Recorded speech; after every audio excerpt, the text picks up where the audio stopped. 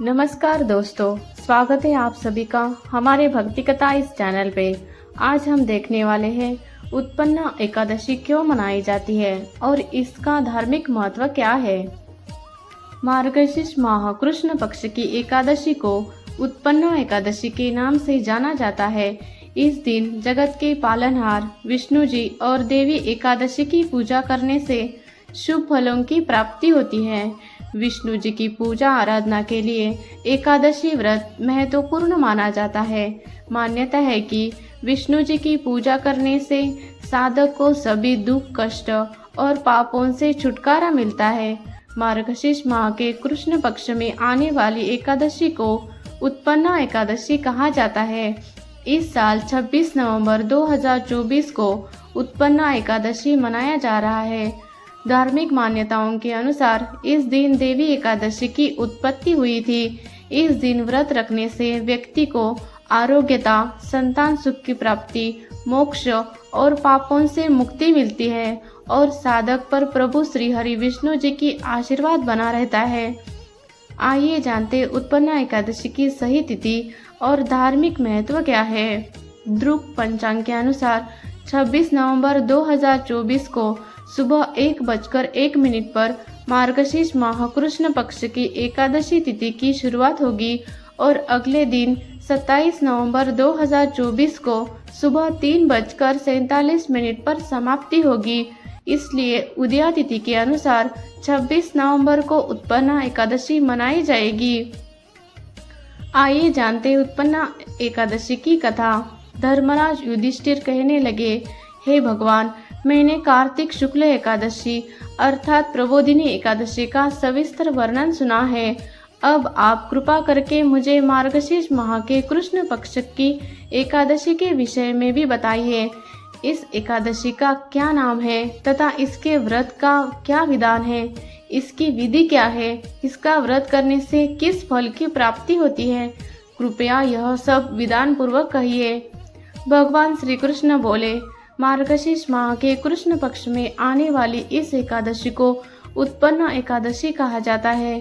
यह व्रत शंखोद्धार तीर्थ में स्नान करके भगवान के दर्शन करने से जो फल प्राप्त होता है उसके बराबर पुण्य मिलता है। व्रत करने से भक्त को चोर, पाखंडी, परश्रीगामी, निंदक, मिथ्याभाषी तथा किसी भी प्रकार के पाप से मुक्ति मिलती है।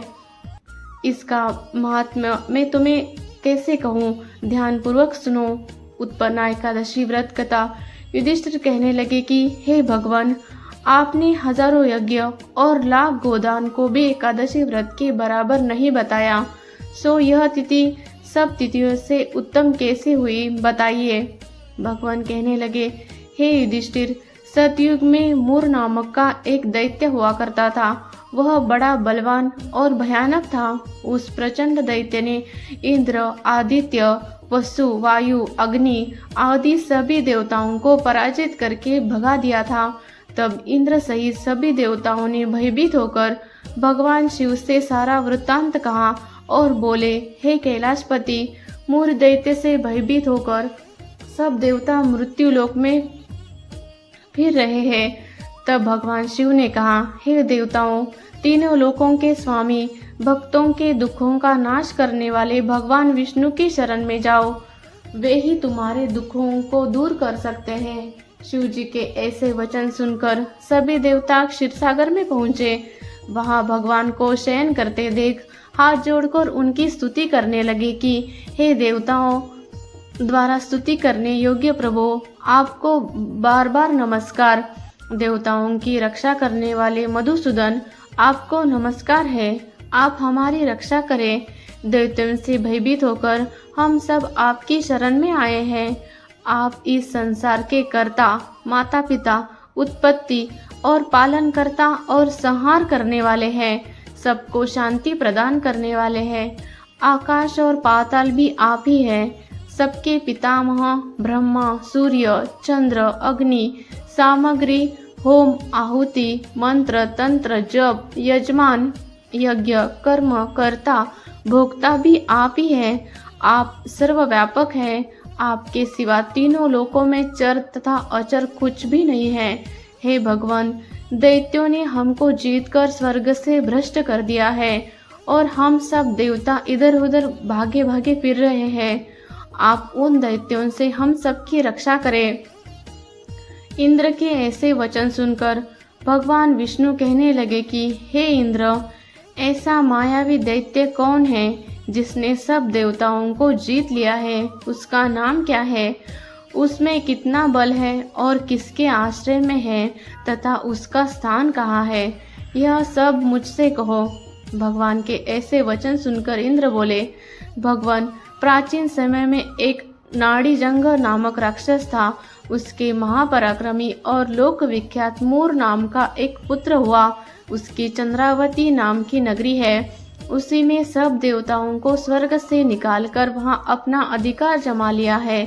उसने इंद्र, अग्नि, वरुण, यम, वायु, ईश, चंद्रमा, नैऋत आदि सबके स्थान पर अधिकार कर लिया है। सूर्य बनकर स्वयं ही प्रकाश करता है, स्वयं ही मेघ बन बैठा है और सबसे अजय है। हे असुर निकंदन, उस दुष्ट को मारकर देवताओं को अजय बनाइए। यह वचन सुनकर भगवान ने कहा, हे देवताओं, मैं शीघ्र ही उसका संहार करूंगा। तुम चंद्रावती नगरी जाओ। इस प्रकार कहकर भगवान सहित सभी देवताओं ने चंद्रावती नगरी की ओर प्रस्थान किया। उस समय जब दैत्य मूर सेना सहित युद्ध भूमि में गरज रहा था, उसकी भयानक गर्जना सुनकर सभी देवता भय के मारे चारों दिशाओं में भागने लगे। जब स्वयं भगवान रणभूमि में आए तो दैत्य उन पर भी अस्त्र शस्त्र आयुध लेकर दौड़े। भगवान ने उन्हें सर्प के समान अपने बाणों से बिंद डाला। बहुत से दैत्य मारे गए, केवल मूर बचा रहा। वह अविचल भाव से भगवान के साथ युद्ध करता रहा। भगवान जो भी तीक्ष्ण बाण चलाते वह उसके लिए पुष्प सिद्ध होता।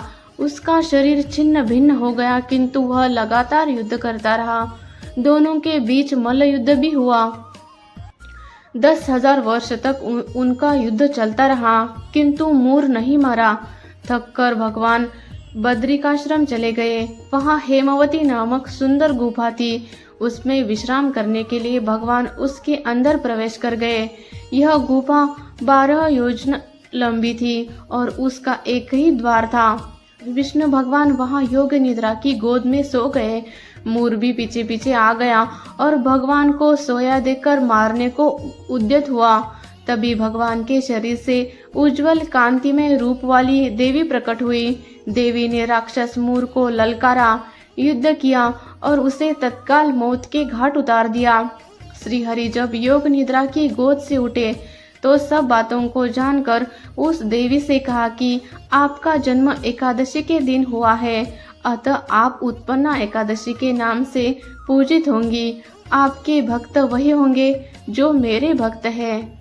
जय श्री हरि। तो दोस्तों, कैसी लगी आपको आज की हमारी यह कहानी? अगर आपको यह वीडियो पसंद आए तो हमारे इस चैनल को जरूर सब्सक्राइब कर देना।